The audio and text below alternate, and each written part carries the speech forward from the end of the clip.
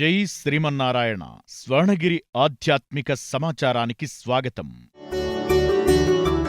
స్వర్ణగిరి శ్రీ వెంకటేశ్వర స్వామివారికి ప్రాతకాలంలో సుప్రభాత సేవను నిర్వహించారు. 33 కోట్ల దేవతలు కొలువుదేరినట్టి గోపృష్ఠ దర్శనాన్ని చేయించారు. శ్రీవారి నిత్యారాధన నిమిత్తం సువర్ణబిందె తీర్థమును బంగారపు బావి నుంచి తీసుకుని వచ్చారు. శ్రీ వెంకటేశ్వర స్వామివారికి మృదంగ మంగళధ్వనుల మధ్య తోమాల సేవను నిర్వహించారు. పరిమళభరిత పుష్పమాలలతో శోభాయమానంగా అలంకరించి సహస్రనామార్చన సేవను ఘనంగా నిర్వహించారు.